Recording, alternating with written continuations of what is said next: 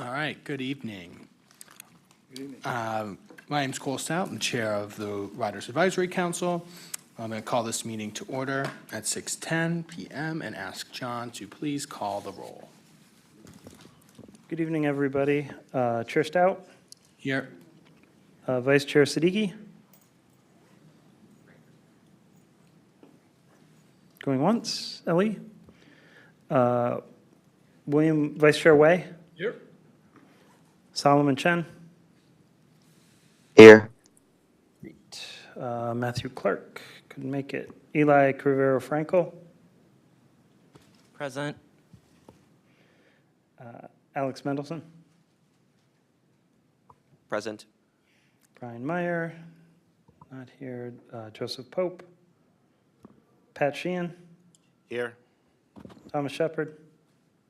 Here. Irene Stevens. Here. Hendy Tefesi. Here. Brandon Wu.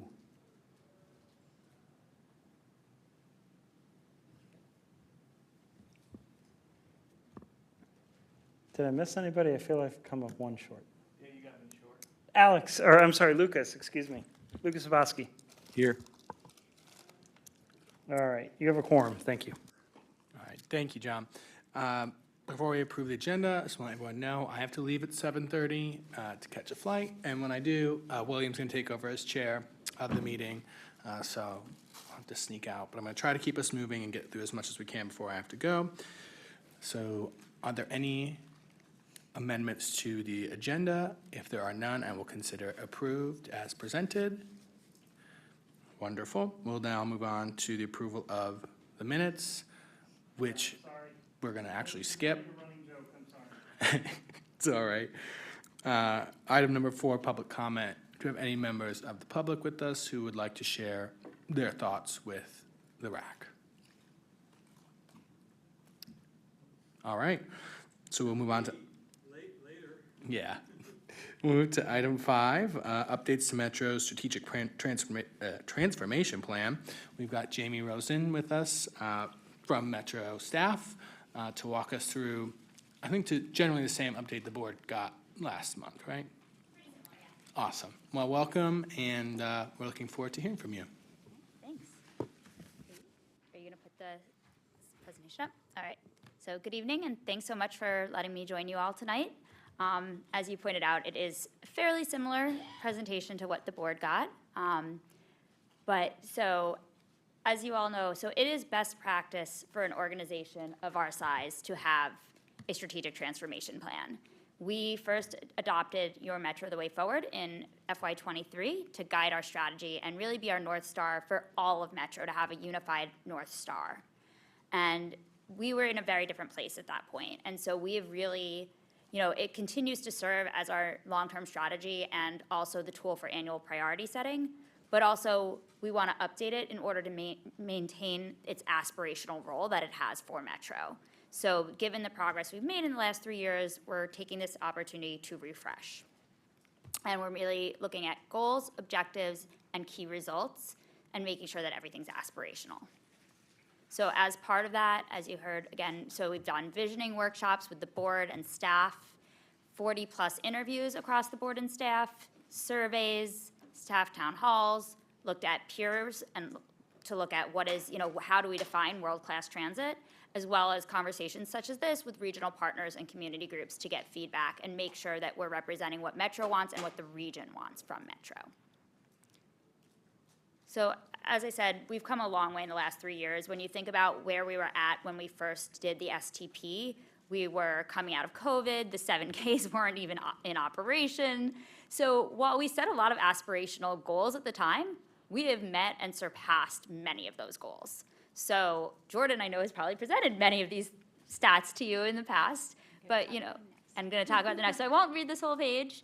But just some great stuff we've done: reducing crime, customer satisfaction, better bus network, as well as fare evasion is down. So just a lot of great things that have happened over the last 3 years. But again, because of that, our goals are no longer have the same aspirational quality that they did. So now's our chance to redo that.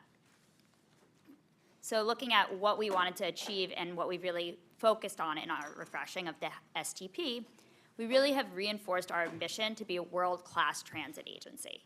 That's a really key. You'll see a whole thing in the revised report about what does it mean to be world-class, and really be the primary connector of people and places across the DMV region.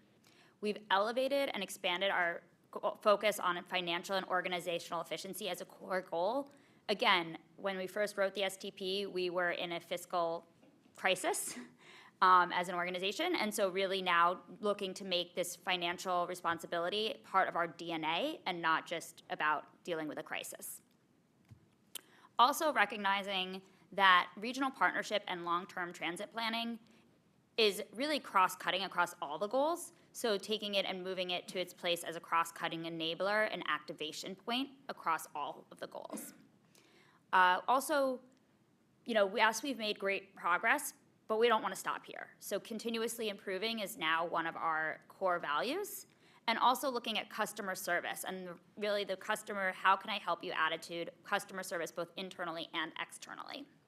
So making that really a big part of our transformation plan going forward. Also, as we look at activation, community engagement, and ties to the capital plan are big factors that we want to focus on in this refresh. Ultimately, what we're looking to do is streamline our priorities on the critical programs and empowering our team to deliver on our ambition. So we have, really focusing on what are our priorities and then letting the team do what they do best. So where does this leave us? Our vision, it remains the region's trusted way to move more people safely and efficiently. And we have our 3 goals now: service excellence, which means we maintain as a goal; talented teams, similar to last time, really just focusing on attracting and retaining our talent and also developing our talent. And then financial and organizational efficiency is our refreshed 3rd goal, looking at how we steward our public resources and efficiently allocate our resources to make the best use of them to drive the most value. So you've likely seen this graphic before. This is really our overall framework, but a few tweaks to it for the things that we just talked about, such as continuously improving in our values, our goals being our 3 goals with regional partnership as the cross-cutting enabler. So a lot of similar things here. You also see here our objectives and key results section, and so I'll go over a little bit more detail on that. So within our 3 goals, service excellence, same objectives as before, but again, we're updating. Oh, sure. So service excellence, safety and security, reliability, and convenience are our 3 objectives under it. And we really are, those are the same objectives we had before, but we are focusing on updating our ambitious targets within this. So really making sure, I know I've said the word ambitious quite a few times, but making sure we remain ambitious in our target setting. Talented teams, recruitment and retention remains a big priority, but we're also really focusing more on learning and development to train and equip our staff so that they can continue to excel in this environment. And also this customer service mindset that I mentioned before, both internally and externally, looking at our customers, whoever they may be, and saying, how can I help you? And really looking to help and have that customer service mindset. And then our revamped 3rd goal, financial and organizational efficiency. So financial stewardship is ensuring our long-term financial health and stability. Organizational efficiency is looking at streamlining our operations and our procedures and making sure that we're allocating resources where they're going to provide the most value to the organization. And then energy management, looking to optimize our energy usage and steward natural resources. So that's the one that's probably changed the most. So I have some more slides that I can dive into with some more details, but what we really want to find out from you and give an opportunity as you're thinking about this, if you have any feedback, I have on the screen some questions that just for you to think about in terms of how can Metro further deliver world-class transit and transit service to the region, and what should we prioritize to deliver this ambition for all of our different audiences. And just so you know, in terms of next steps, we are opening our public comment period. We'll actually be opening this Saturday, so we'll be having online, you will see all the materials for that, including this presentation as well as some more information in a draft of the report and a survey that people can use to provide feedback if they have. And then we'll also be having a public hearing on the 30th that will be in person at NVTC's offices as well as online and over the phone. So that will be an opportunity for public comment as well. And so now if you have any questions or feedback, I'd love to take any questions or comments. Well, thank you. And I think if any RAC members want to answer the questions here, how can Metro further deliver world-class transit service to the region? And what should Metro prioritize to deliver on this ambition over the coming years? I think now would be a great time to add your voice to the discussion before a public comment period opens, or ask any questions now of the team while they're here.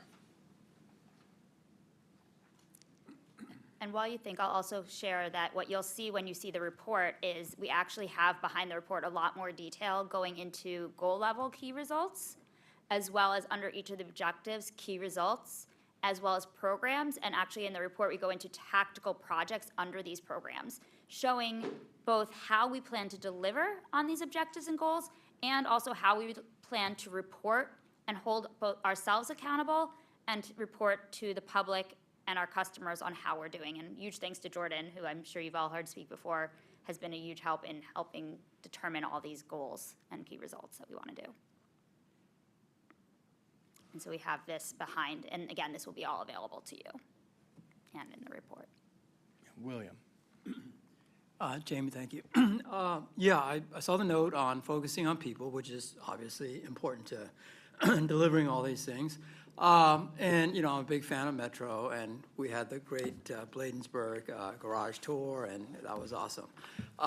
One of the stories that I read online afterwards was, and I didn't save the story, but something about recruiting sufficient bus drivers. Any comments on that? I don't know if this is the time for you to comment, but anyway, obviously, having excellent, train and bus and all, as well as, professional staff is very important. And so that's what I think, we need to do to deliver world-class transit service, but I'm also curious about the more short-term, issue and how we might be addressing that. Thank you. So Jordan actually can probably answer this even more directly than I can. Yes. You have hit on a key aspect to make sure that we are delivering all the service that we've scheduled. So one of the main reasons we sometimes miss trips, and you may have experienced it as customers, where you get an alert that says, your bus isn't arriving because we have operator availability issues. That's making sure that we have enough operators to run the service that we have scheduled. So hiring operators is always a focus for us, and I think I have a stat in here. We're aiming to hire about 500 in fiscal year '26.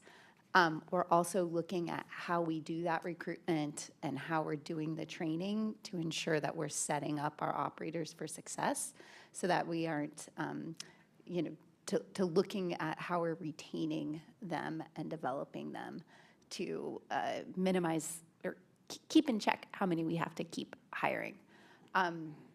So that is something that we'll be focusing on, and that is part of the plan. Yeah, and I will add also, we are doing a lot of work around our training center of excellence, and that is one of the things you'll see mentioned in the transformation plan, and looking at both the actual physical space that we have for training everybody, as well as the way that we deliver training, to make sure that it's not just about teaching people once. We just had a meeting about this yesterday, I think it was. Really looking at how we train people, so that you're not just providing information, but doing life cycle training and really making sure that people are retaining, so that we have that retention aspect as well for our bus drivers. Thank you both. I was also wondering, are there a variety of sources that you're looking for bus drivers, or are we hitting the same sources? For example, veterans, there are a lot of people out there, veterans out there, and, I'm sure you guys are looking at that, but just wanted to see if we're shooting for different I will say we have sources. a pretty robust recruiting pipeline. So we're going out hundreds of job fairs. Sometimes we host events with the commanders, sports events. We're recognized, I think, for the third or fourth year in a row as a top recruiter from military for veterans, both for operators, but also mechanics and our police officers. That's another source for them. So it is, I don't think the challenge is necessarily with getting applicants. We have a pretty robust pipeline. It is just ensuring that we have that capacity to train and then retain. So that's kind of been more of the focus recently. Super, thank you. And I will say we have a plan about all the recruiting that we do. And I don't want to quote the number wrong, but it was a very high number of recruitment fairs that we go to. So there is a lot of outreach that we do. So that's a very strong thing. And so that's one of the things from the existing transformation plan. We really focused on the recruit. Now we're really focusing on the retain and the learning and development aspect. Continue to do the recruit, but as Jordan said, it's really about how do we then keep people in the system and really make sure that they're making it through, because it is a rigorous training program, but it's a great training program. But how do we make it so that they go through it and then they want to stay here and not go somewhere else once we train them up? Thank you.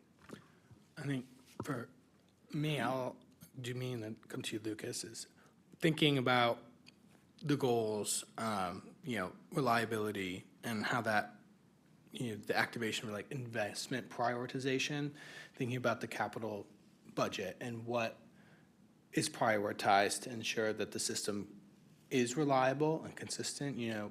I think we think about signaling and how do you continue, how you take the ATO to the next level to ensure that we're not having consistent delays during rush hour because of signaling issues, and then also thinking about working across the region and working with the community partners to increase the number of bus lane miles so we can keep buses moving faster and more frequent and deliver the level of service that's needed to really compete with single car rides.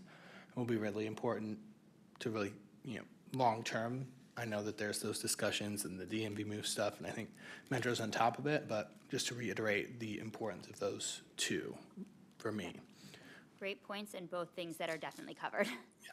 Lucas. Yeah, so I think even like right now, I think obviously, WMATA, it's a world-class organization, a world-class system, but I think like so many things, it's really tied to long-term sustainable funding. So when I'm looking at your financial efficiency slides here, I see that like the main key result is operating cost, but I was wondering if there are any like goals or objectives like strictly related to long-term funding for like the capital plan and like how those gonna come into play in terms of being able to sustain the efficiency and the reliability of the system as it is now for as long as possible. Yeah, no, that's definitely a great point. And that's where, as I said, one of the big things we did is we sort of said, we originally, in the previous version, in the existing version, we had regional partnership as a goal.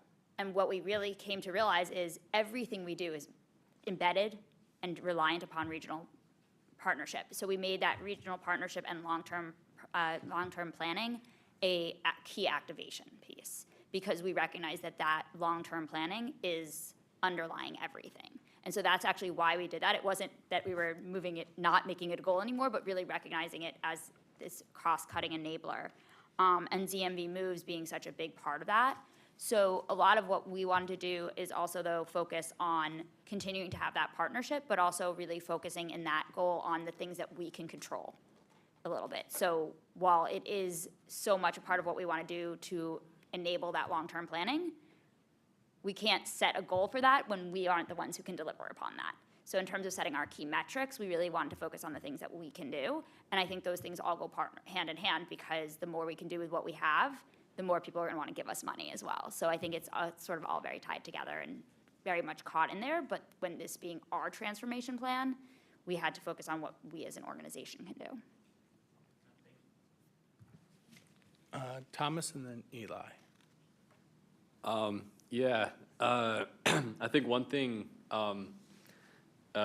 Metro should focus on in the next few years, I think just in general, is like service increases in like, and I guess in particular buses, pretty much, because the Metro rail system is how it is now, and you know, it doesn't seem like there's going to be any like big projects in the future. But I definitely think the Better Bus project, at least the phase 1, was definitely a step in the right direction.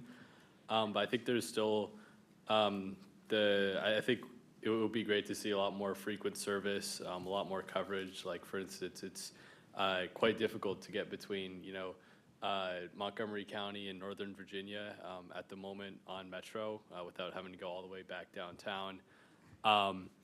And, you know, there are also other like service gaps, I think, throughout the region in places where I think that could benefit a lot from, you know, more frequent transit service.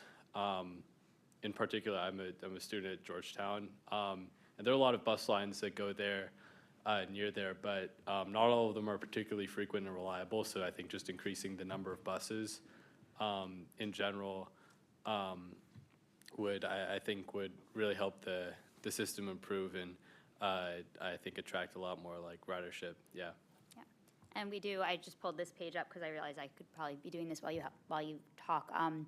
So service frequency is one of our key objective results, and we also are going to still have Appendix A metrics with additional metrics about coverage and things like that. So that's very much a strong continuing thread from the previous plan. Thank you, and thank you for this presentation. I kind of want to go off of something that Lucas was saying about the financial stewardship. Really great to see, you know, that included here and thinking about that long term. I was particularly interested in the joint development partnerships. I'm thinking, you know, is WMATA thinking about getting revenue from those, the land use there, or how are you thinking about kind of using this as a revenue source to kind of, you know, not rely totally on these non-reliable sources as well? Mm-hmm. So we do have up there non-subsidy revenue sources as one of our goals, one of our key results.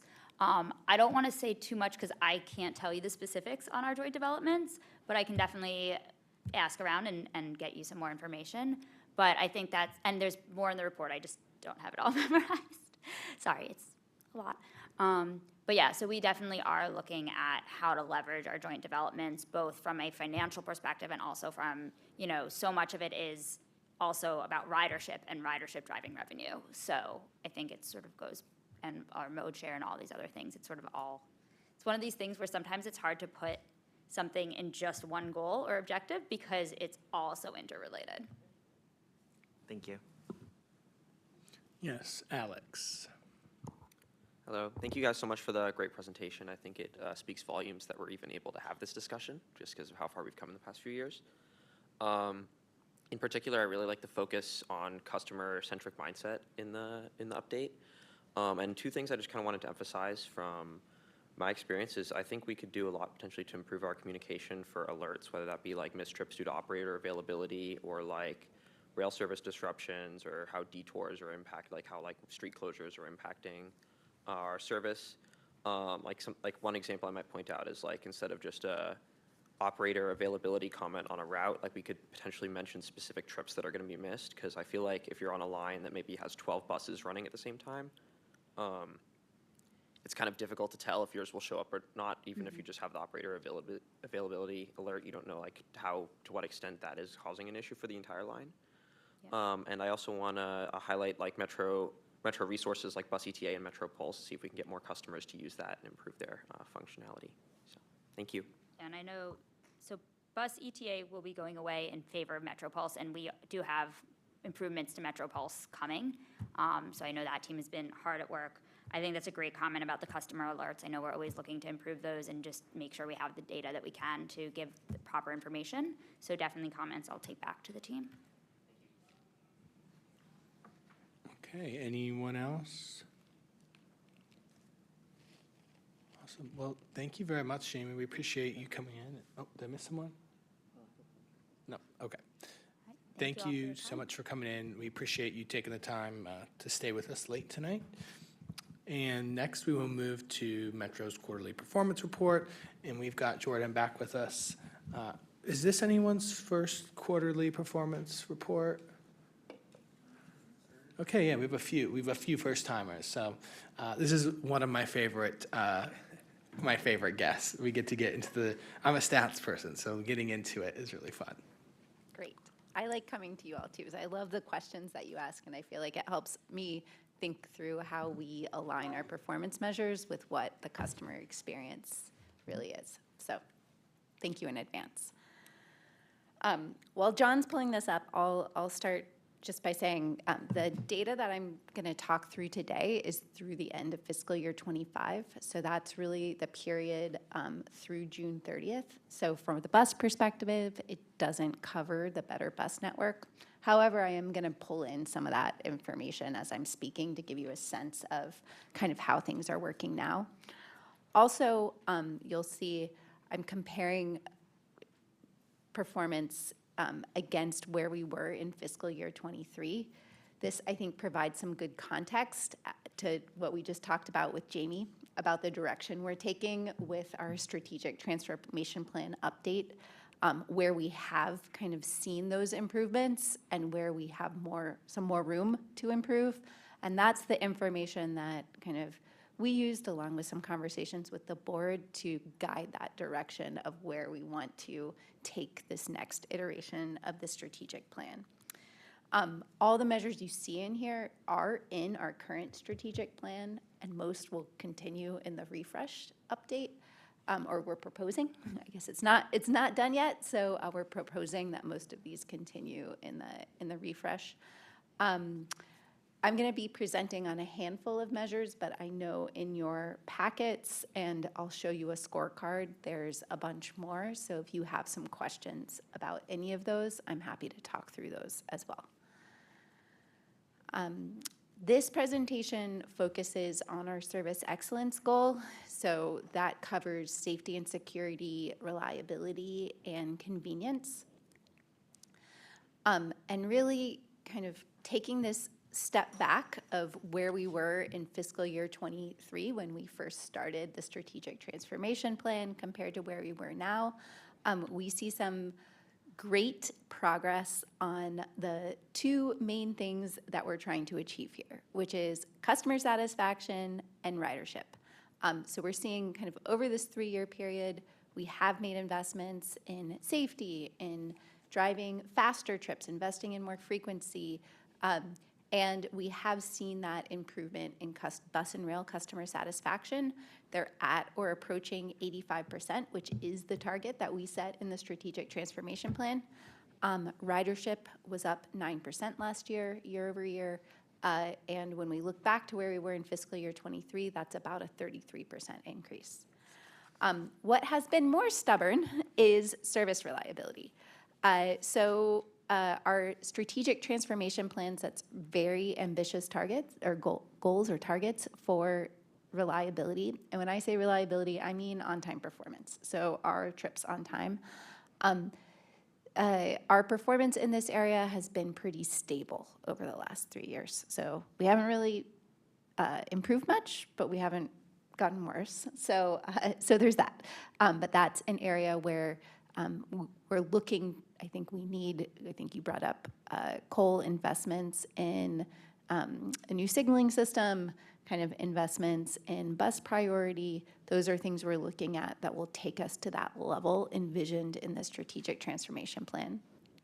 And then when we look at convenience, we have seen some improvements there that are bringing us closer to our goals.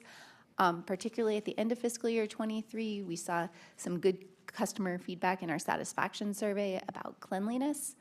We hit 3-year highs there. We've also focused, particularly in fiscal year 25, on our bus real-time predictions and ensuring that they're accurate. So when your favorite app tells you the bus is coming, that it should roughly arrive within the time that the app tells you. And so have worked to improve that. And then rail, it's a bit easier to have accurate predictions so you don't have traffic to deal with. So rail has maintained a 97% accuracy rate. We have a host of KPIs that align to this strategic goal. And what this is telling you, the way to interpret it is measures that have the pink star by them, those are ones where we've seen improvement over this 3-year period. And if the pink star has what looks like an outline to it, it means we've met the target that we set in the strategic transformation plan.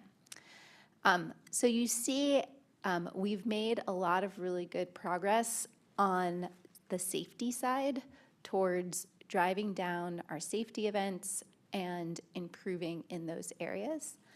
I already told you that we did not meet or make as many improvements as we wanted in on-time performance. But you do see here we have improved on missing fewer trips on the rail side, making sure our elevators and escalators are available to our customers, and then really focusing on that quality of real-time information for our customers, as well as satisfaction with cleanliness. Diving into this, so I already told you ridership grew 9% last year, but this is really kind of a culmination of when we look at June, it was 50 months of consecutive year-over-year growth. So every month we're doing better than that same month last year. And that has continued over the past into FY26. I think September marked 53 months of consecutive year-over-year growth. What we have in fiscal year 26, which started in July, continued to invest in service for bus and rail, that continues the focus on frequency and connections to destinations, because we know if we want people to ride our system, it needs to take people where they want to go, when they want to go, and it needs to be fast and frequent. So, for example, we launched our Better Bus Network at the very end of fiscal year 25. We've started on the rail side, half the Silver Line trips going to New Carrollton and half going to Largo, so that provides some better connections for that part of our system. And in December, half of our Yellow Line trips will be going to Greenbelt, so that will also provide some new connections and faster service for that northern part of the Green Line. We also implemented at the end of June, automatic train operations on all 6 lines, which has made every single trip faster. So those are all things that you don't fully see reflected in the information that I'm going to be telling you, but that is behind and what we're focusing on to continue to have that year-over-year growth in ridership. So that's our value to their region, is moving people. The other headline measure I already mentioned is customer satisfaction. So you see we've kind of hit our target on the rail side and sustained that over the past few years, which I think is very remarkable. On the bus side, we've seen steady improvement over the course of the 3 fiscal years.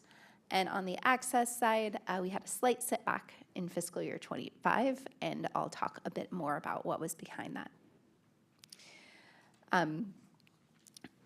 So what's behind the growth in rail, or in the sustainment in rail? What's behind that improvement in bus, and what's behind access? I'm going to go a bit more into those. So part of what's behind all of it is focusing on ensuring our system is safe. We know if our system is safe, that's a kind of negative. People won't ride us if we're not safe. So that has been a big focus over the last 3 years. We saw when we looked at the end of fiscal year 25, the crime rate had dropped about 50%. As we've gone into fiscal year 26, so for the last 3 months, crime has continued to drop. So now we're down about 55% kind of over that same period. And we've done this by kind of having visible staffing on platforms and trains. We have a lot of cameras in our system. Those enable a high clearance rate. We also retrofitted our fare gates and reduced fare evasion by about 82%. Brought on some support for customers in our system experiencing mental health, and continue our data-driven policing strategies. We've also seen, not just in the hard numbers of Part 1 crimes dropping, but have also seen improvements in customer perceptions of crime. So the bottom graphs are ones that we get from our customer satisfaction survey, where we ask customers, did they feel safe? Obviously, our strategic transformation plan target here is to continuously improve. We set a target of continuously improving to 0. So that's something that we will continue to focus on. On the rail side, so what is behind that big increase in customer satisfaction and that strong performance there? I think part of it is where we were back in fiscal year 23, sorry. 3 years ago, we had a deficit of rail cars. Our 7Ks were parked, and so we weren't operating all our service. That 74% of rail plan service delivered, a lot of that was because we cut our frequencies down. That resulted in wait times of 20 minutes or more because we didn't have enough rail cars. So we weren't delivering all of our scheduled service. We were also facing a $700 million operating budget gap that we were contemplating and proposing a budget that would slash even more frequency. And we had over a decade of manual train operations. So fast forward to the end of 25, we have all our 7Ks in service. We also addressed an operator hiring crunch and are fully staffed for our train operators. And we got, with support from our jurisdictions, got the funding we needed and have been able to not only restore all the service that we had scheduled back in fiscal year 23, but actually have more frequent service. I also mentioned we implemented ATO. Every trip at the end of fiscal year 25 is faster than it was in fiscal year 24 and faster than it was in fiscal year 25. And we've begun to see some improvements in on-time performance. So fiscal year 25 was up about a point from fiscal year 24, and how to interpret that, that's about 100,000 more customer trips on time by the end of the year. And we've started to see this in fiscal year 26 too, during these first 3 months of this fiscal year. So first quarter, we're averaging about 89% on-time performance, so that's like another point increase. So that's good. And that's what we're hoping to see as ATO kind of gets more mature on all the lines, because ATO makes the stopping and starting less variable. And so that should improve our on-time performance, our reliability. So what's going on the bus side? We closed fiscal year 25 with 83% customer satisfaction, and we know to get to our target of 85%, customers tell us, I just heard it earlier, that we should focus on reliability as well as frequency. So the top graph here is one measure of reliability, and that's how much of our scheduled service we're delivering. The converse of that is how many trips are we not delivering, so how many trips are we missing. We have a target to deliver 98% of our service, so miss fewer than 2% of our trips. We did not quite meet that in fiscal year 25. Some of that was related to training for a better bus network. So a lot of our operators, particularly in the spring, we had to train everyone up on the new routes, and that meant that there were fewer operators to volunteer to volunteer for overtime to cover absences and missed trips. So we saw a slight increase in missed trips on that. Bus on-time performance, it's been pretty steady. Our new network is showing a slight improvement compared to where we ended fiscal year 25. But Cole, I think you brought up that really bus-only lanes are one of the ways that we can address this. So a lot of our OTP issues are running in traffic. And where we have bus-only lanes, we do see an improvement in speed, and we see an improvement in on-time performance. And then finally, what's going on with Metro Access? So we transitioned to a new contracting model in fiscal year 25, particularly in the very beginning from July of 2024. And this went from 5 contractors to 1. So our Metro Access service is delivered through contractors.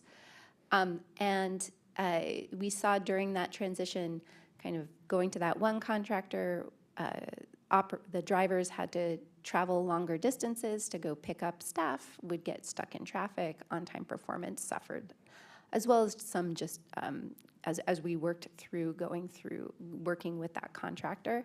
So we acted on this in December 2024. We added another contractor that had some coverage in Montgomery County. That's where we were noticing particularly some challenges. And we saw steady improvements in on-time performance kind of since then, closing out the year at 90.5. Still below our target, but much better than where we were in December. We also leveraged our Abilities Ride. Those are partnerships with TNCs like Uber to deliver trips. And those help because if a trip, it helps kind of alleviate some of the delays that can happen by scheduling a lot of trips back to back to back. It gives us a little more time and space between trips. We're continuing this partnership with our contractors in fiscal year 26, and so far have seen kind of continued performance in fiscal year 26, kind of where we ended fiscal year 25. So that's been good. So those were kind of the highlights that I wanted to cover kind of in this presentation, but as I mentioned, I'm happy to talk about any of the other measures or questions you have about how we're performing and how we track performance. Thank you, Jordan. I have a question on the crime side. When you look at the statistics, Patrick, I see I'll come to you next. I'll just say that the Accessibility Advisory Committee, Jordan, is very pleased with what's going on with Metro Access. I think, are we up to, is it 3 contractors or 4 now? I believe it's 3. 3, you think it's 3? I'll check. Okay, good. I'll also I check. should know that. Yes. I should know that, but no, and I think the Abilities Ride program is going great guns. I mean, that's just saving money, and it's a shame we can't get the on-time performance from the Abilities Ride program to be factored into the overall numbers that we get from Metro Access, because I think that would bring it up to about 94%, I think. I did ask Kevin Hackshaw with Uber whether we could incorporate the Uber numbers for on-time performance for the whole Metro Access piece. He said he was going to look into it. He thought maybe they could do something. That would be good. That's great. I'll follow up on that too. I know you'd love all the data you can get. Yeah, no, I mean, it would be more reflective of the customer experience. Yeah, But you make no, a good I agree. point, because the numbers you saw there for Metro Access are really the ones delivered by our Right. contractors. It's saving money. You know, the cost would be $100 a ride with Metro Access, and it's what, 30 for Uber or rideshare, the Abilities Ride. So not only improving performance, but saving money. Good combination. Thank you, Patrick. I just have a question on how the data is on the crime side. So, as you know, it's measured in crimes per million trips, and I'm kind of just trying in my head to put together what we hear from the police chief, that most crimes are actually committed by a small subset of the population, and you have a lot of repeat offenders. So, when you see an increase in ridership, if you're having the same number of crimes, certainly the number comes down. Am I kind of interpreting that right? If you understand what I'm saying. Yeah, in this case, we actually saw a decrease in the number of crimes too. So it wasn't just kind of that, it was the same number, but we had more riders, so the rate fell, but we also saw a decrease in the number of crimes. Okay, thank you. That's what I was trying to get at. Question, yes, Brandon. Okay. You go ahead, Brandon, you go first, and then we'll go to Solomon on the call. Thank you so much for the very comprehensive report. I have a few quick questions, hopefully. The first one is on ridership. I'm curious if, I know that this presentation was in the context of the strategic transformation plan, but I don't know if Metro had initially set targets relative to FY19 pre-pandemic, but what has ridership kind of looked like in terms of the rebound from pre-pandemic ridership? Yeah, so on bus, we carry more bus riders today than we did in fiscal year 19. And that is in part because we've invested in all-day frequent service. So a lot of the gains that we've seen have been on weekends as well, also weekdays. But it's that investment in frequency has really driven that. And how many bus systems in the United States can say that? I think it's just us. Oh, it's just one? Yes. So that's like a huge a huge accomplishment for us. On rail, we're still below where we were in FY19. I don't have the number in my head, but if you think right now we're carrying, to put this in context, on an average weekday, it's like 490 to 500,000 trips. Back in 2019, it was probably more like 625 to 650, if that kind of puts it in context. Great. That's very helpful. Thank you. Yeah. And then my other question is about something a bit niche. It's about customer injuries. I noticed from like that chart that you had put that customer injury rate was up and did not meet the target. And I think in the appendix as well, there's like a specific, yeah, it's coming up here, where I think that specific slide shows that in FY24 and in FY25, there's this like spike in customer injuries from February to April. I think in FY23, it's from March to May. Could you give us a little bit more insight as to like how that happens? I see here that the stats on the left point to slips, trips, and falls, oftentimes from, bus motion or collision related, but is this something that like just happens seasonally in the springtime, or is it something that, Metro's hoping to mitigate moving forward in FY26 and beyond?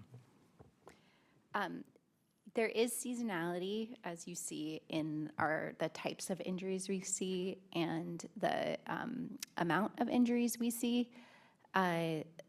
You're right, a lot of the slips, trips, and falls, if they're in the rail system, they're almost always on an escalator or an escalator, and usually as people are going down.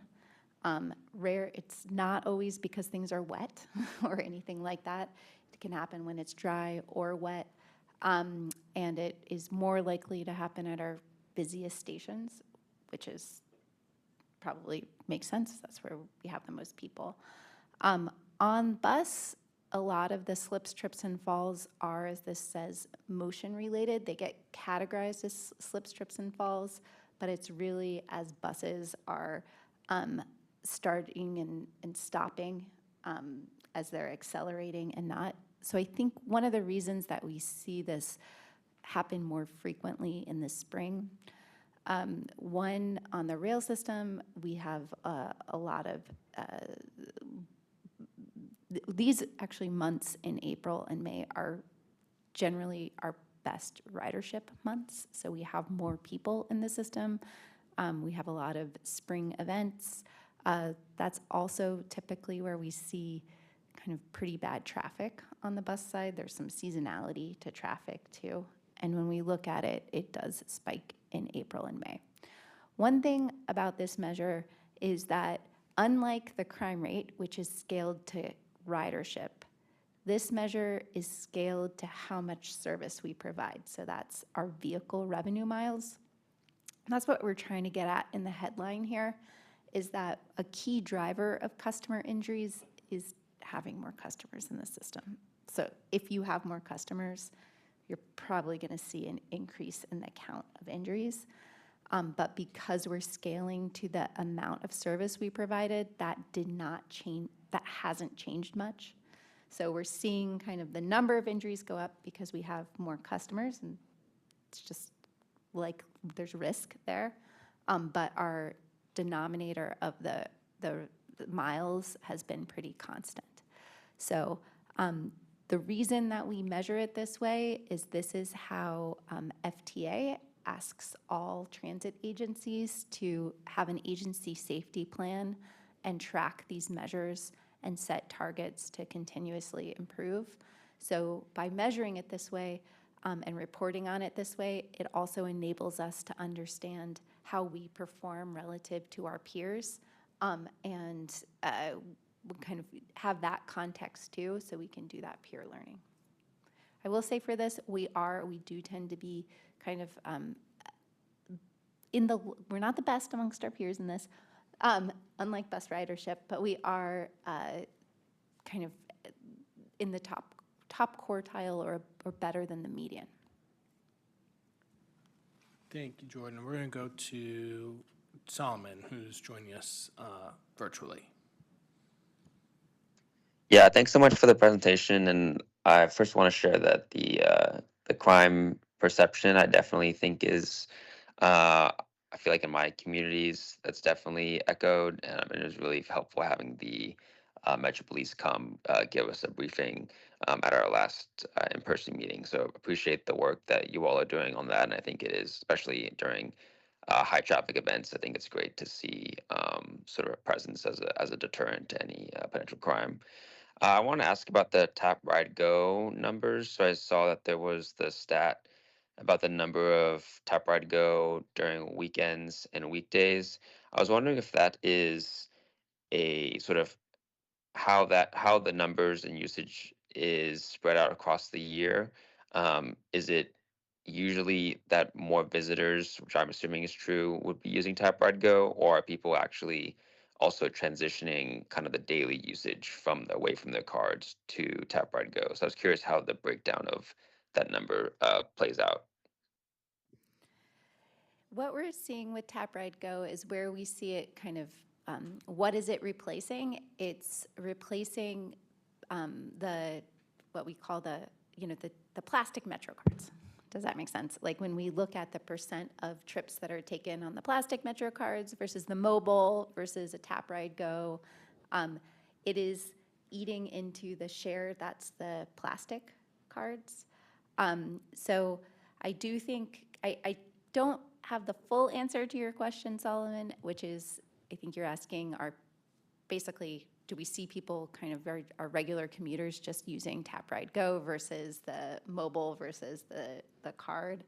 I haven't seen that analysis yet, but I do think what this says with we do see it more likely used on the weekends, which tells me it's probably some of our more infrequent risers using that. We do see it also used more regularly at the stations that you think of more for tourists. It has a higher market share at our airports, for example, and some of our more stations located in tourist areas. Great. No, it was fantastic. Even I had I had a family member come visit, and I didn't have to, give them one definitely a guest card. They could just use their card for the couple days they were here. So I think it's a fantastic addition, and hopefully that continues to rise, especially if it's capturing a share of riders that would maybe otherwise not be riding, or as tourism increases as well. Eli. Thank you. So this is a bunch of great data, and it's really informative. One thing we discussed at a previous meeting was a few of us used the transit app, the green one. I know it's kind of hard to know which transit app it is, but the transit app. And it asks questions while you're using it about various topics related here. Curious if you're able to have access to that to supplement this kind of stuff, because we weren't sure if that was coming to Metro or if it was just going somewhere in the VIS. We do. In fact, we have a partnership with Transit App and use them as well to ask some of our questions. For example, we just are concluding a survey of bus customers about the Better Bus Network and their experience. We sent it out ourselves, to a sample of actually former our customers who had responded to a customer satisfaction survey and said they would be willing to provide us even more feedback.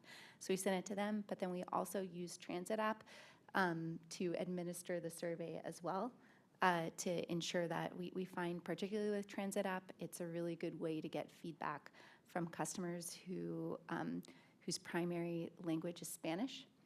And so that can ensure that we're hearing from a wide variety of customers that may not respond directly to the emails, the other ways that we reach out. I did in that, because I haven't responded to you. Exactly. Thank Eli. Lucas. Yeah, I had a question about rail on-time performance. So I see in June, there was a little bit of a decline, and it said it was especially due to signaling incidents. So like besides from like major investments in like capital or like technology, what other ways like is the system, you know, trying to improve to get that on-time performance towards target? And how do you kind of work around those goals without having, you know, those upgraded signaling and technology components available yet? Yeah, I think, so the upgrading signaling is, I think, what we need to hit. So in the strategic transformation plan, we set a target of 95%. We then set kind of targets that, annual targets that try to aim for continuous improvement to get us to that 95%. On our best days, where we're running like really solid service, very few incidents, we can hit about 93%, 94%. So that's kind of where we're aiming for. And what we're trying to do to get there is, one, you know, keep those investments in state of good repair, even if it's not upgrading our signaling system, making sure we're maintaining what we have very well. The most frequent type of incident is actually rail cars, which kind of makes sense because we have almost 1,000 of them out in service every day. So it's kind of the likelihood of something failing there is more regular. So, you know, the investments that we're making in the 8,000 series to replace the 3,000 series will help there. We find like our 7,000 series are like 4 times more reliable than our 3,000 series. So we expect kind of the same out of our 8K. So those things that we're doing there also kind of minimize these disruptions. Other questions? Oh, yeah, William. So thanks. Jordan, my question is back to Metro Access. Sounds like the Abilities Ride is a great innovation. I was wondering, I had 3 questions. Has there been enough publicity about it? Because whenever we go to do an outreach, some people are surprised. Oh, I didn't know such a thing existed. You know, is there PR about that to the right customer base? 60% of our trips are on Abilities Ride, so I think Metro Access customers are aware of it and are taking advantage of it. I believe it was an opt-in, but did you want to add something, Patrick? I can add to that. Great. Can I add to that? Yeah, and you said when you go out, I missed the last part of your statement. You said when you go out and you get questions, they don't know about Abilities Ride? Program, Yes. yeah. Within the disability community, they are very excited about it. The nice thing about the Abilities Ride also is that for right now, that fare is free. So it's it has been very popular over the last 4 or 5 years. Disability community not only wants free fare, but they're looking to push same-day service. So it's pretty popular. I also will say that I know they're looking to bring on about 15 to 17 more providers in that space, including Lyft and others. So yeah, it's real popular. It's good. And I think, you know, out of the 2.6 million trips that were on Metro Access last year, 60% of them, or 1.6, were Abilities Ride trips. Pretty impressive. Thank you, Pat. Yeah, so when we go out, we don't just go out to the disability related groups, but to older adults, and many of them don't know about it, so that's why I raised the question. How is it publicized to older adults in general? Or is it through regular Metro ads, or is it people who ride Metro Access, those are already on Metro Access, they get the information? How about older adults who may want to join Metro Access but don't currently have it? I mean, they don't know about it apparently. So on the Metro Access piece, I can just say, just because you are a senior doesn't mean that you get Metro Access. So the paratransit is provided when you have the inability to use the fixed route service.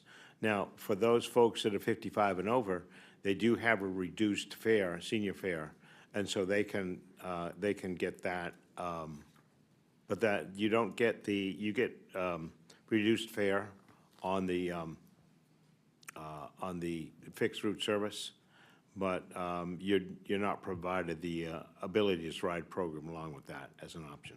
Yeah, that's understood, but, older adults can qualify for and that, so- so they don't seem to be aware of that. But I don't need to keep harping on it, but it just seems like from our, experience, it's, a lot of people didn't know about that choice. That's, I'll bring that up tomorrow when we talk in front of the board. That's a good idea.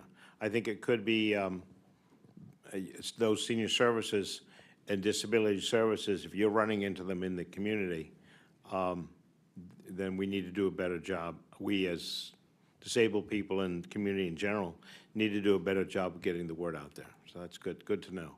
Yeah, thank you, Pat. And how about, another complaint that I've heard was, ability to ride is great, but, how about wheelchairs? Are there enough vehicles that permit wheelchair riders to use abilities ride? So I can maybe jump in there for that one too.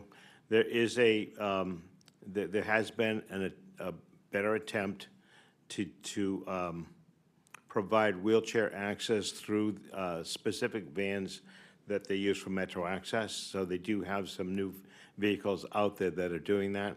There are also better providers out there. There is a company called UServe, which operates and does a real nice job with service animals and wheelchairs. And I think there's another ability to ride company called Silver Ride, but they are trying to increase that. And I know they particularly have issues in the District of Columbia. So they're trying to bring on more providers specifically that know how to deal with wheelchairs and know how to deal with service animals. That's an ongoing issue, though. You're right. So is that a impediment, wheelchair riders being able to participate in abilities ride? I'm just curious about that. I didn't quite catch all that. So if you're in a wheelchair, are you limited in being able to take advantage of abilities ride? So when you're in a wheelchair, so if you're using Metro Access, which you would be, of course, well, not necessarily. I mean, the fixed route system is open because they have elevators, redundant elevators all throughout the system. But if you're using paratransit and you've got a wheelchair, then one of the questions that they're going to ask is, do you have any mobility accommodations? If you do, and one's a wheelchair, they would make sure that you get into a van that is equipped to take, I think it's 2 wheelchairs. The same is true with the mobility ride, with the abilities ride question. They would ask you if you would like to have, let's say, Uber or whatever, an alternative ride. And when you're putting your reservation in, whether it's online or over the phone, so you're going to get asked that question if you're eligible for the paratransit. So can I just jump in as well? Patrick, thank you. So William, one of the things, it really depends on also, can a person transfer out of their chair, right? So it might be that someone's a chair user, but they can transfer into a regular vehicle. And so if they're eligible for Metro Access, as Patrick said, and they've signed up for the Abilities program, then on file is a note about it. They may be a wheelchair user and not need a wheelchair accessible van. So all that gets documented in the process. And I'll also chime in and say, Abilities Ride is not guaranteed. Does that make sense? Like, it is an option, and you can opt in, but it is not, when you make a Metro Access reservation, it's not guaranteed that you will get an abilities ride. Yeah, I guess the complaint was, hey, it's a great it's a great innovation, but I'm having problems getting in because I'm in a wheelchair. I think that's something we can investigate further on. I do want to keep moving along. Other questions? We're going to go here to DC, and then we'll come out to here. Hi, thank you so much for the great presentation. Last time when we had the chief of safety here, he said that 97% of all the crimes committed on the metro or some other high number are committed by people who don't pay fares, I think, if I remember that correctly. And I was wondering if you know, with the increase in fare enforcement and with the new fare doors, how much of that has led to the decrease in crimes in 2025 compared to 2023? I can't tell you it's like, 50% of the decrease is due to that. I think what I find interesting is, I think a few things came together around the same time. We kind of finished the installation of the new fare gates in the fare system. And we also started train walks by special police officers and kind of stepped that up. And kind of, I can show you on the graph when all that happened, and that's where we kind of see that big step down. So we can't quite tease out exactly what worked, but the relative impact of everything, we know both worked, but the timing kind of speaks to that.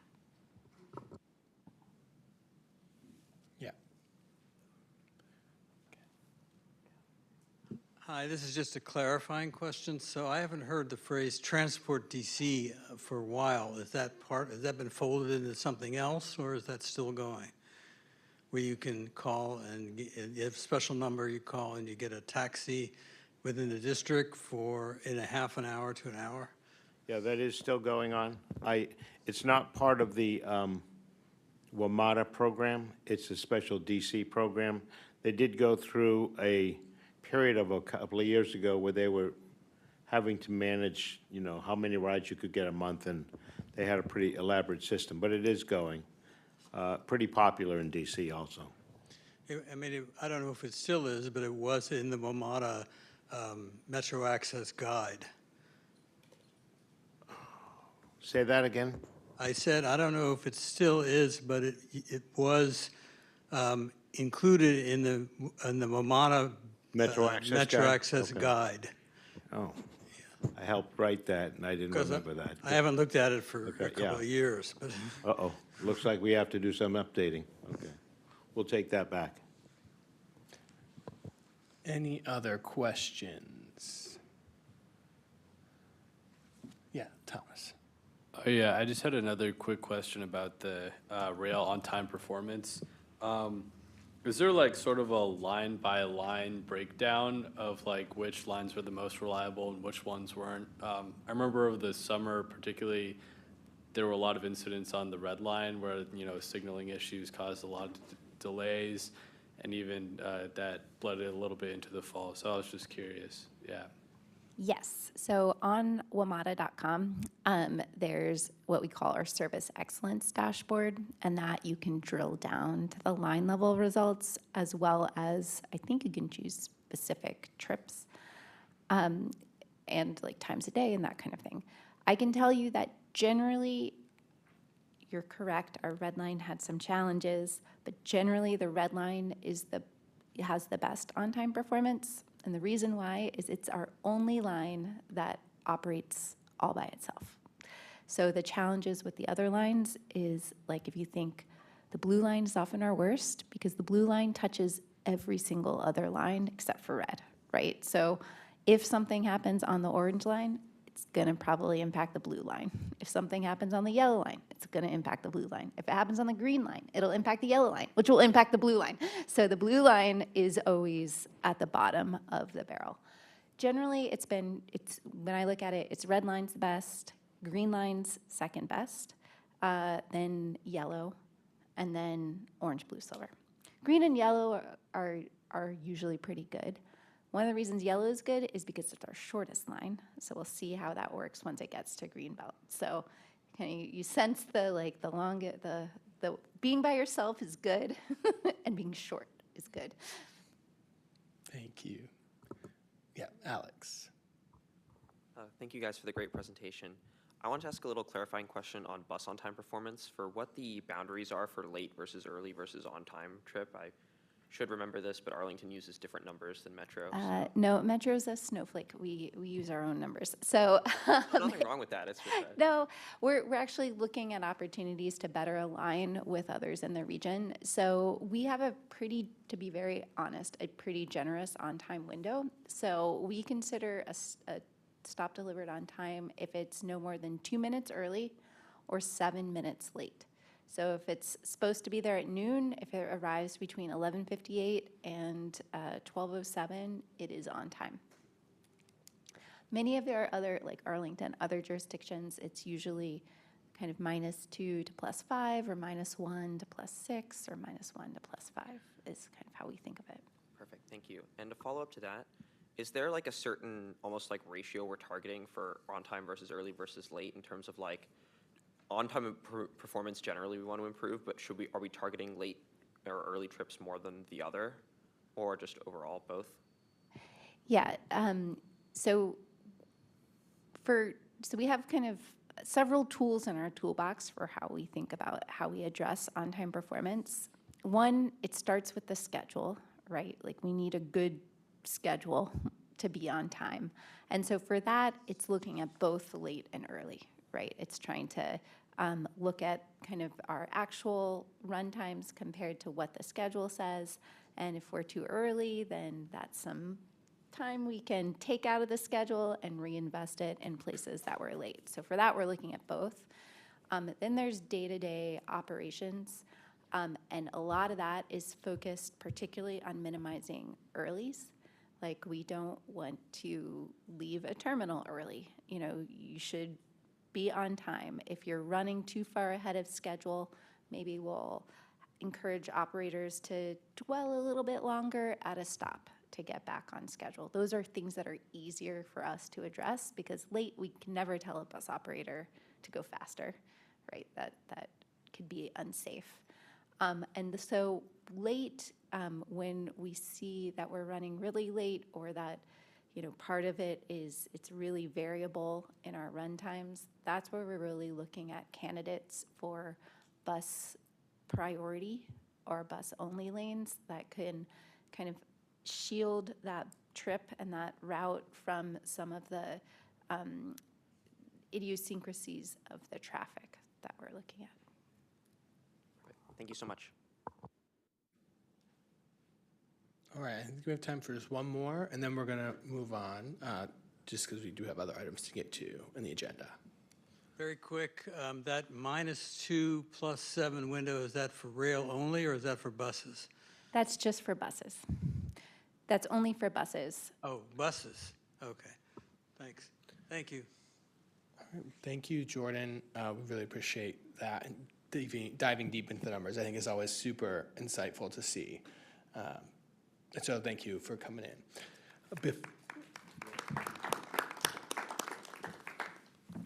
I know our agenda has Tracy Hayden Lowe next, but since I have to leave at 7:30, I should have done this at the top. I do want to take a moment to say thank you to Bryna, who rolled off the board last month after how many years? 4. 4 years on the board, but a whole career, a long, long time in transit. She has been here as our board liaison since I joined the RAC, and when I became chair, really helped guide me and continues to help guide me. I know she's helped all of our other chairs in the past to ensure that this body is really effective. I think her and John, without the two of them, we would not be as productive or efficient and be able to bring in great presentations like Jordan and Jamie.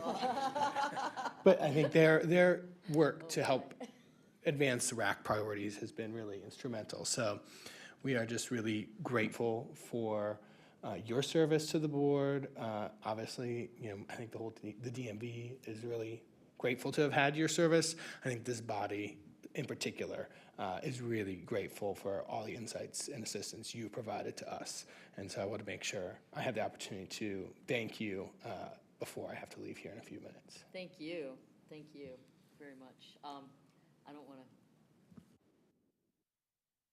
Well, I talked a little bit at the last meeting, but we weren't together in person, so thanks for having me back. And I'll be brief, but when I joined the board, I wanted to have a carve-out role and decided, I love this. This is awesome.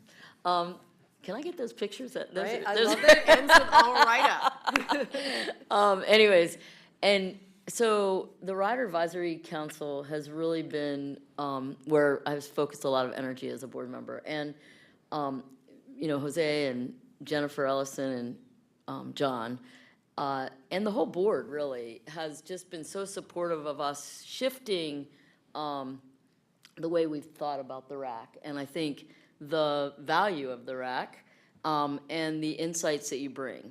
All of you have had the opportunity to help recruit you. So, the connective tissue is real, and you all bring such amazing insight. And it's probably what I'm most proud about of being on the RAC. I have some other things that, I've focused on, Metro Access, Metro Lift. But those are because those are the issues that you guys are also passionate about. And so it's just been an honor to work with all of you, and I would just want to say thank you, because you're giving your time, your energy, your insights, and you're so thoughtful about it. And that's what makes engagement real, and it's what makes it valuable. Many of you also serve in other levels of government, but I would hope that this would be the foundation for you to do so many. This is just one step in your journey, and thank you for spending it with Metro. So, thanks.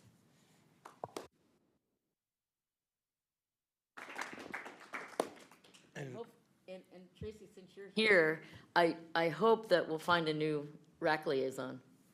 It's not going to be me. I have kids. Okay? I paid a babysitter so I could come here and talk to you guys, but I'm not doing that every week. So we just have a small parting gift to say thank you. Thank you. Oh my God. Oh my God, keep the bag. Yeah. Oh my gosh. Wow. Ooh, that's swag. That even though you're not on the board, you'll still be repping Metro when you're out and about.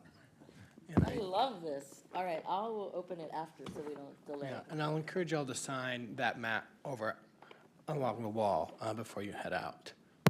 Yes, our traditional gift our traditional going away is a rail system map, but in recognition of Bryna's work on Better Bus, it is the Virginia Better Bus Network map. So please, wow, cool. Please sign and say thank you. Thank you, everyone. You can point out the spots where you did outreach.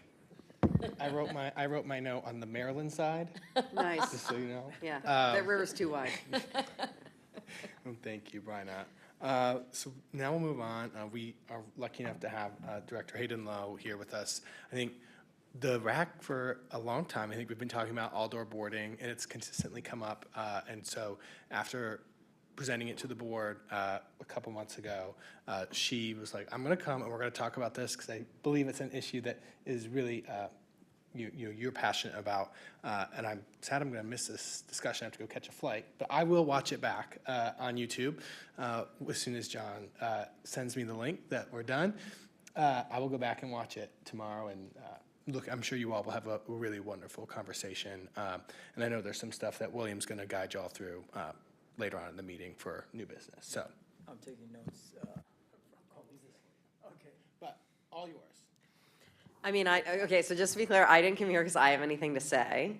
I came because the RAC report mentioned like all-door boarding as like an unfulfilled priority, and I was like, right. But I want to hear more about why all-door boarding is important to the RAC. Because I need to know so that I can like amplify and communicate that to other people. So I was actually just hoping I could like listen a little bit and basically like if you could roll back the tape and repeat like whatever the last discussion you had about outdoor boarding was so that I could hear everyone's perspectives on it. On that note, do we have anyone who would like to speak on that topic? I don't recall prior discussions on this matter. Okay, Brandon. Yeah, well, thank you so much, Director Hayden Lowe, for coming out and being willing to listen. I think obviously bus fare evasion has become an issue that Metro's board is, I would say, probably prioritizing right now. And I think that our understanding was that there was a list of priority routes or pilot routes per se where all-door boarding was tested. But from, I think, the feedback we had received in our annual report feedback form on top of like anecdotes from several RAC members, many of those routes either like do not consistently offer all-door boarding even though they were designated as pilot routes. And with Better Bus, I haven't checked actually the all-door boarding site, but I don't believe they updated them with like the new Better Bus routes that replaced the old ones. And so evidently, like, I think some riders have noted, there are long lines to be able to board their bus in the morning or in the evening peak.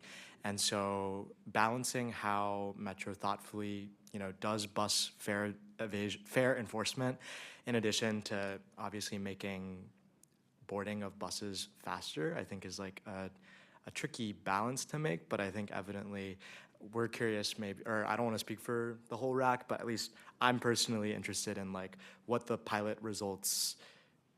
were the pilot results, I suppose, right? Like, did we see a rapid, decrease in bus or like delays per se on like the 32, 36, things of that sort of nature. All right, thank you, Brandon. Do we have anyone else? Yes, Lucas. Yeah, so I think my story, I'll give you more of like an anecdote about like the last time we talked about outdoor boarding. So I was actually with the RAC members here and we were going to a tour of the Bladensburg bus garage. Somebody brought up outdoor boarding and it was just like maybe 2 days prior. I had been going home from work and I went to get on the bus and you see the bus pulling up and it's pretty jam-packed.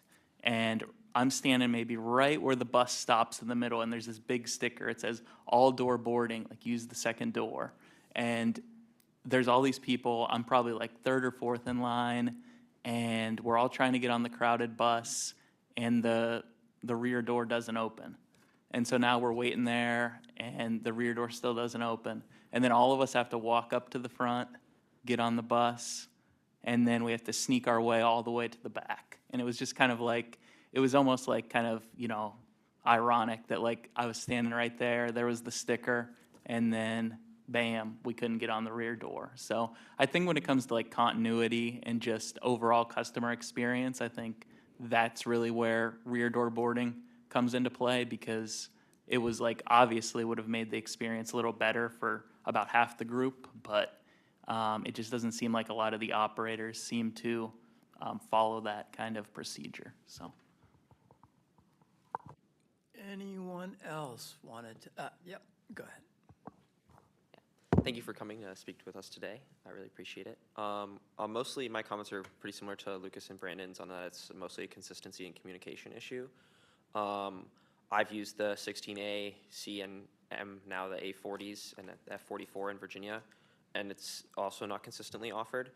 I think where it can even present an even bigger issue is that if someone's getting off the back of the bus through the rear door and the operator not expecting anyone to board through the back of the door, like ends up closing it on someone, which has almost happened to me, and I've seen it happen to a few other people. So I guess it's like my kind of question is, are we looking to continue all door boarding? Are we looking to expand it? Are we looking to reduce it or just keep it as it is due to bus fare evasion concerns or other issues? That's really my question on the matter, just to seek some clarity. I think there's definitely a lot of opportunities to leverage it. I think specifically on high capacity routes and at stops where there's like huge volumes of peak traffic, think like concerts or stadiums after a venue, where sometimes if we're only boarding through one door, it could take like 30 seconds or more just to fill up a bus. So yeah, that's basically all I've got. Thank you. All right, thank you, Alex. Thomas, you're about to raise your hand, right? Okay, go ahead. Oh, yeah. Yeah, thank you for coming to speak with us tonight. Yeah, I guess my experience with all-door boarding, so I remember one of our discussions, I was originally under the impression since that, all the fare boxes where you like tap your card had been installed in like by the back doors. I had originally assumed that meant all door boarding was now in place across the system. And then I think at one of the RAC meetings, I learned that it was actually just on a few like pilot routes. But I'd still been able to, I've like, for example, on like the 33 route, which is now the D80, I would just like sometimes go in the back door, and other people would too, because the bus driver would just like leave it open, or people were exiting, and so I wouldn't have to like wait in line at the front entrance, yeah, I think it would be yeah, just like more information about like I guess how the pilot program went, and if it's something that Metro should like keep investing in. Yeah. All right, thank you, Thomas. Brandon. Just a quick follow-up as well, if that's okay. Keep the discussion going, yeah. This is what I'm here for. Because I think that the other thing that was on my mind, and it's not directly related to all-door boarding, is actually Tap Ride Go on buses, because my recollection was that when it was told to us, implementation was set for late summer 2025, I believe, for bus Tap Ride Go. And then I think like by the end of the year for parking lots maybe. And like now looking at Metro's documents, it just says like an in the future, which is similar here to all door boarding. So I'm curious, like obviously with Tap Ride Go, that might just be like an IT TBD, like, but my understanding was that like they had planned Tap Ride Go similar to all door boarding in like in a phased implementation, but now the timeline seems a bit like up in the air. So I don't think I heard that Tap Ride Go would be a phased implementation on bus. I think when they talked about a phased implementation, they said rail, right, then bus, then parking. I don't think it's going to be route specific, because I believe it's a software thing which just sort of hits all at once. That's my understanding too. And it was, so we had if you look on Facebook, today was Customer Experience Day here at Metro. Well. It's also my dad's birthday. Oh, well. Happy birthday. Anyway, the GM did say, like, we're very close to Tap Ride Go on bus. Yeah, that's what I heard. I don't want to put words in his mouth. Definitely by. No, I heard it's like imminent. Yeah, like definitely by the end of the calendar year, if not by the end of, if not within a couple weeks. Yeah. No, people would be way less forthcoming about it if they weren't like super confident it was imminent, because they hate getting caught in a situation where they're like, oh, I shouldn't have said that. Okay, well. Yeah. Understood. Do we have any other? Yeah, we have two more. Who's first? Irene, go ahead. Okay, I'll go first. Thank you for being here. Closer. A little bit closer. Thank you for There you being go. here. I'm surprised. I see the list here. The list has expanded, correct? Because I'm pretty confident I've used the back door and tap my pass on the 14th Street route on one of the buses. And so I hope so. Because I'm So- thinking, also too, because of frequency. I believe the targets work regardless. Okay. It's just that they're not official routes, and I don't know. Again, this is something, we can get staff in to come talk to you specifically about this program. I don't know that we're officially pushing all-door boarding at all as an organization because of, concerns around fare evasion and security and those kind of things. But you can, even if it's not an all-door boarding route, if you go to the back of the bus and tap your card, I think you will get, it will accept payment there. But presumably, if it's not an all-door boarding route, you will have already paid up front when you got on, like you should. So like another thing that I have seen happening with like the extreme queuing when things are busy is like if you get on and then discover you're not ready to pay because like your pass is actually in your backpack or something. You can just get on the bus, go all the way to the back, sit down, go through your whole giant bag, find your pass, and then tap it on the back thing. People are doing, my kids do that like 75% of the time that they get on. They're just like, I'll be at the bus stop and I'll be like, get ready to tap, get ready to tap. They are not ready.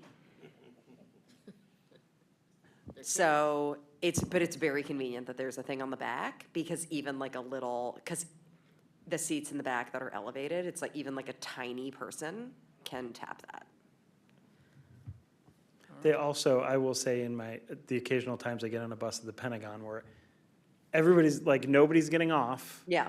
Everybody's getting all on at once. That's where I've seen them use the back door, because it's all at once and then people trickle out. I think there's like a bigger picture question here that I want to get to the bottom of like, the operators obviously get like specific training about operating the back door, right? It's like a significant part of their job, right? It's like, this is part of why we don't call them drivers, because they're doing this other thing.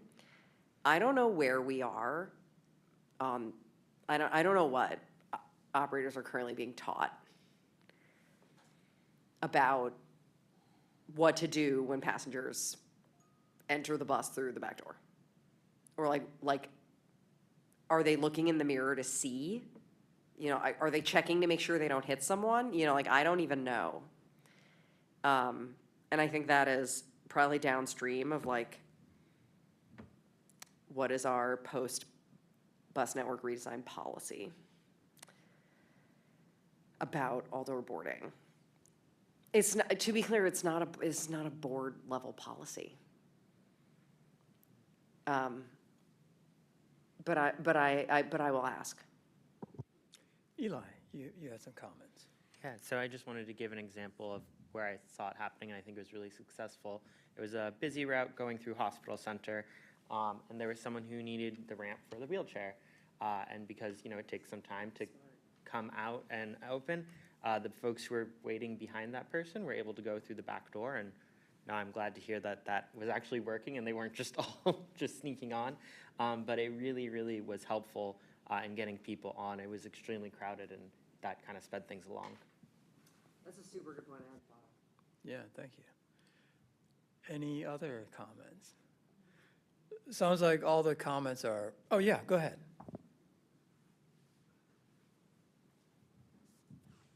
Hi there, I'm Cal with Friends of Bus Transit. And we've been having feedback sessions up in Chevy Chase. And one of the complaints has been that the drivers, don't tell folks who crowd. Most people crowd in the front half of the bus. They don't go to the back. And so the drivers don't seem to be willing to say that. When I went to school in the DC Transit days, the drivers wouldn't even move the bus until people moved back. If they're not going to be doing that, then all-door boarding is absolutely essential. Thank you. All right, thank you. Sure. Sorry, especially during school hours, that's even worse. Please.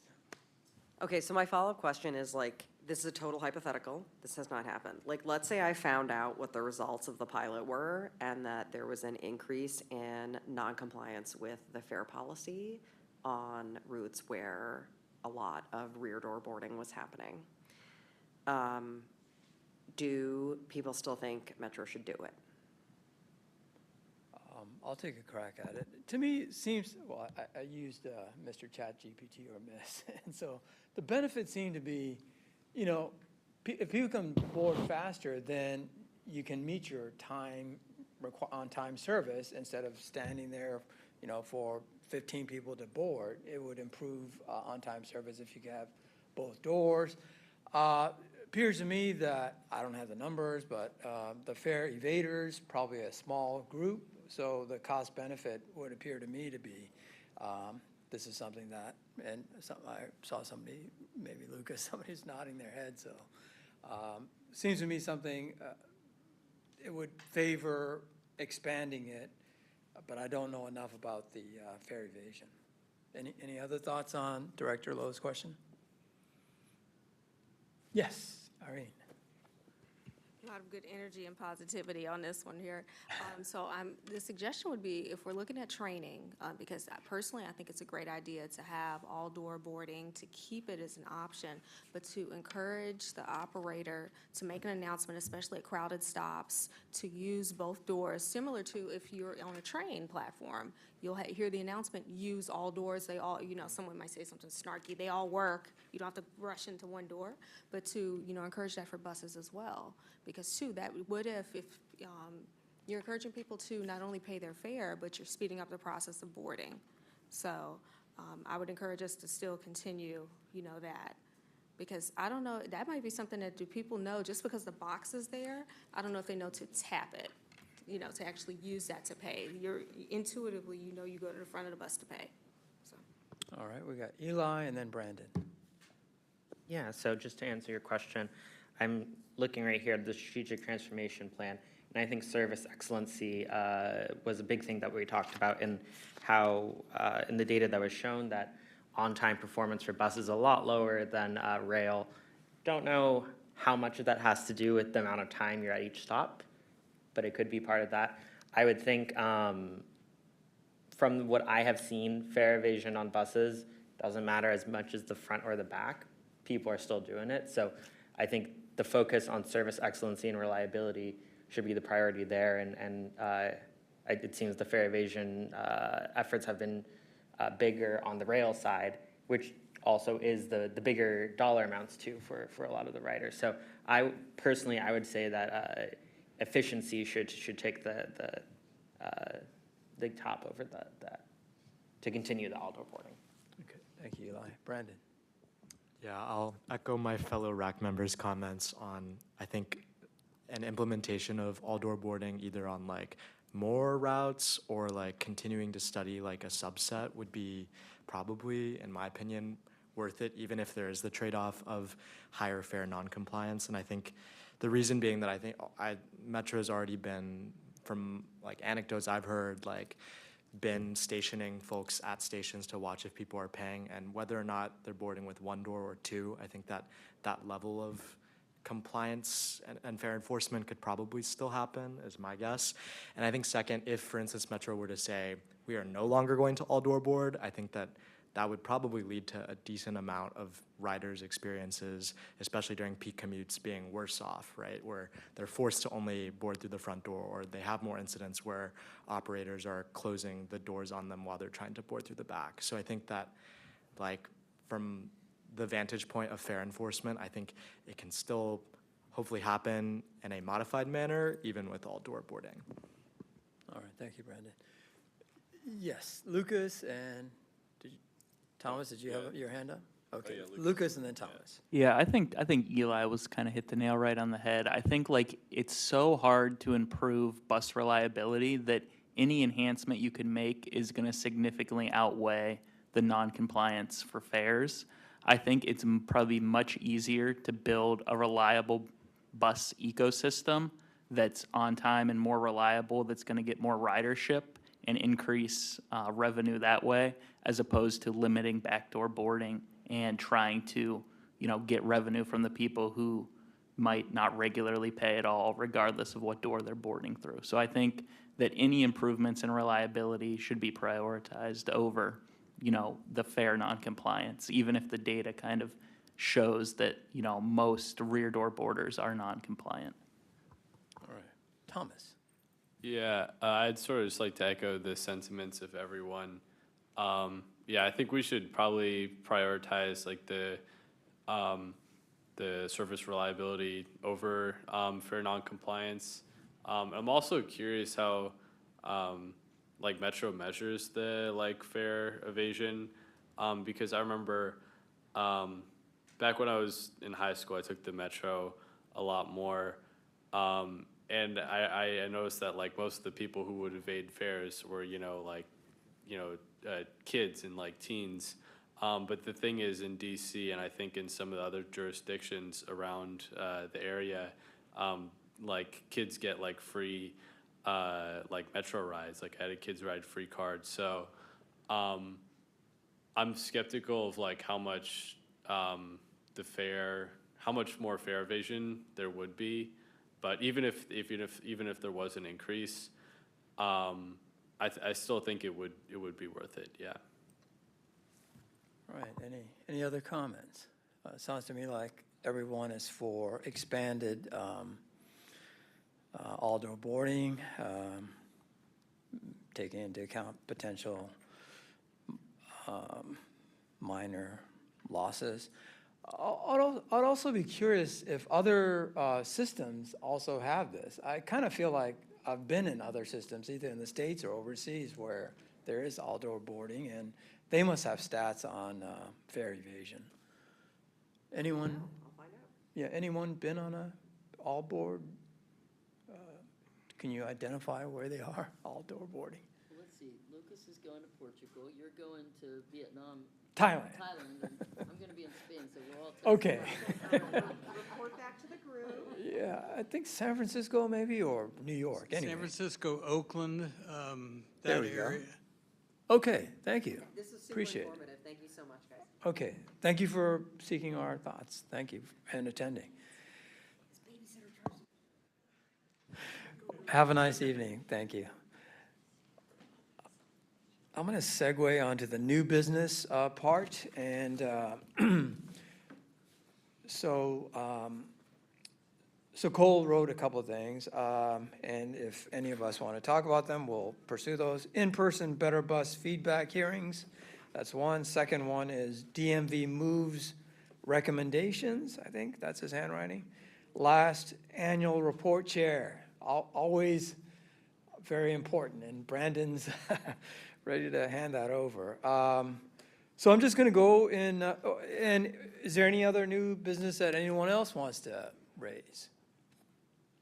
Okay, so I'm going to go in order of the three items, and we can discuss if we want to. In-person Better Bus feedback hearings. Did anyone want to discuss that? Yeah, Brandon. Yeah, I don't know if it was just me. I emailed Cole about those two items, DMV moves and in-person Better Bus feedback. I think that right now I've had several people in my network, coworkers, community members express, like, oh, we want a feedback option for Better Bus. And I think right now the option is to call Metro customer service, and hopefully from there, the feedback would get taken into account, and Metro at some point would address it. Because I know that, for instance, the Metro message, the Better Bus newsletter that was out has been sunsetted, to my understanding. And so I think something that I had noticed, at least in our last few meetings, in terms of the feedback we had gotten from riders, in terms of our individual report outs, has been that people want opportunities to share feedback, and I think in-person outreach, similar to what we've done for the FY26 budget, similar to what was done pre-Better Bus implementation, I think also makes sense. So what I was considering and maybe pitching to the RAC is making a recommendation to the WMATA Board of Directors, similar to what we had did, I think in 2024, if anyone else was on the RAC then, where we had recommended. We agreed with the recommendation of fare increases. I think similarly here, recommending to the board potentially pursuing, one in-person Better Bus feedback hearing per jurisdiction sometime in Q4 of 2025 is something that I think would reflect, at least from my perspective, a lot of the voices of the riders who have come to me to talk about bus. Thank you, Brandon. So, yeah, any other comments or discussion on that? Yes, Alex. Say real quickly, I definitely want to echo your comments, Brandon. And pre-Better Bus Network, when we had those discovery days, we had one in each jurisdiction for each round of feedback, so there were a total of 6. I just remember really, really thoughtful, great conversations being had between, customers and Metro staff on bigger, more holistic issues, but also stuff that goes down to the tiny details, that sometimes those details may otherwise get overlooked. So I definitely would be supportive if we could get something like that, even if it ends up only just being one hearing in one jurisdiction as opposed to all 3, because I know it's very resource intensive to get something like that up, get the space, get the staff. But I think for the quality of conversations we have at those in-person events, it's definitely worth exploring. All right, point well taken. Yes, Eli.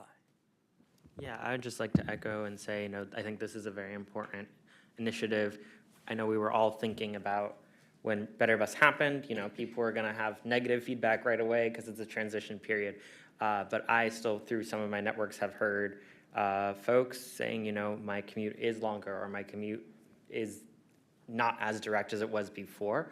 So just offering the space for those people's concerns to be heard. And then, as we said, jurisdictional, but I don't know if there's also ability maybe to do outreach to ANCs or something like that so we can understand the hyperlocal impacts of all of these different things. And maybe that's something the RAC can help do as well within all of our jurisdictions. Yeah, any other comments?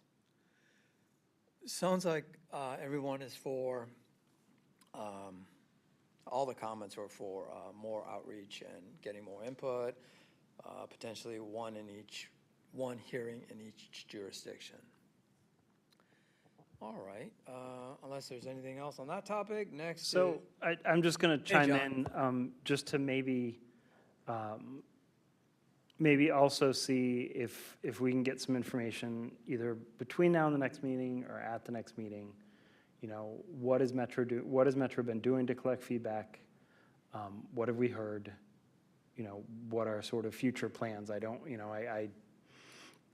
know we had a presentation, I think it was 2 weeks ago at the board, talking about sort of Better Bus, and we heard a lot, and then after it dropped off, and so I will also take that back and try and work with staff.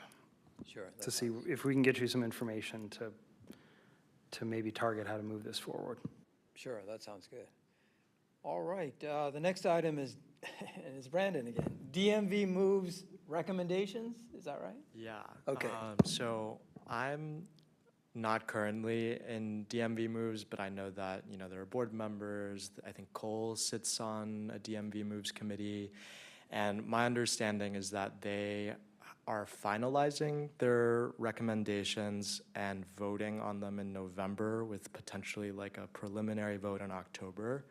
And I think that, we had a report out, I think from Alex actually, about a DMV moves meeting about, it was tied to bus rapid transit routes, if I remember correctly, and also in general, like jurisdictional, like hesitancy in being willing to commit off the bat to specific initiatives. Like my understanding right now is that DMV moves has moved in a direction that is generally more voluntary. Obviously, I'm speaking kind of from hearsay, but what I'm curious about is if we could get additional information about where DMV moves is at in terms of what recommendations it's proposing and voting on. And my understanding too is that they're doing public comment for their October hearing where they're doing a vote. But as evident from our 2025 annual report, it feels like to me that riders were hoping that DMV moves was an effort that would be more ambitious in nature, that was advocating for more streamlined continuity across the region. And I think that if the final recommendations were solely like voluntary in nature, that sort of, to me, kind of falls below the expectations of what DMV moves had set out to be. And so I'm just, I think, curious, because I guess WMATA is sort of not necessarily at the top, but is key in sort of spearheading discussions among the different jurisdictions.